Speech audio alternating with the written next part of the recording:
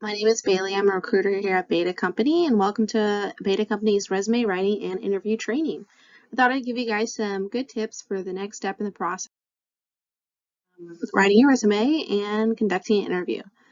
So some resume writing tips I have is to, of course, include your name, your contact information, your education, your experience. Make sure to list your experience chronologically and to be specific and accurate. So make sure to use accurate dates. You will be questioned about that often in the interview.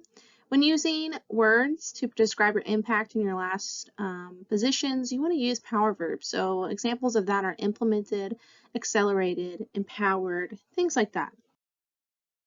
Add relevant skills, awards, training, publications, and certifications. Include proficiency levels for your skills. Check your spelling, grammar, and formatting. Avoid repeated words, so try to use variety. And of course, always use past tense when referring to past jobs.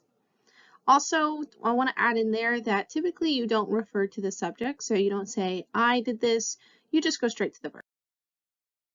Tips I have for resume writing is to keep it short and simple, only about 1 to 2 pages. You also have to think that a lot of the time these resumes are going into applicant tracking systems, and it can be more difficult to parse that information when there's multitudes of information. Don't include your picture, never include your picture. And I also recommend to link your LinkedIn profile, and if you haven't already, go ahead and start using your LinkedIn profile. It's a great place to network your career. I would not include other social media.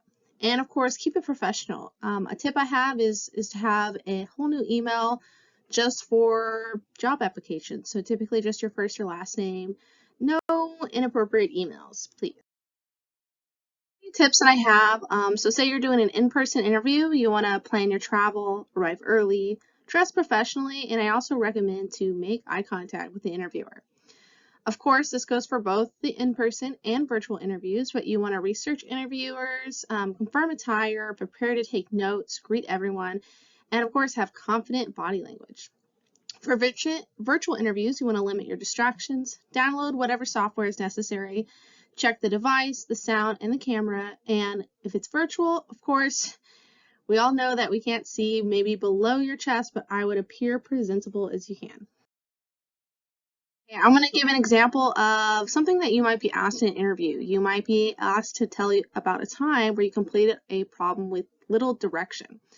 So you want to be prepared to give a summary of the context of the situation, who was involved. As you can see, an example there is if you're working at a service nonprofit, we raised dollars to support cancer research. I was the patient access intern and supported volunteer recruitment. A task, a description of a task goal needed to be accomplished in your goal in completing that. Action, review the steps that you took to complete the task. Result, an overview of what happened and as a result of the action and what you did to learn from the experience. So be prepared to talk about contacts, other certain situations, and things. Tips I have for interviews is carefully read job descriptions before interview, research about the company before an interview, and don't be afraid to self-market. Be honest and authentic.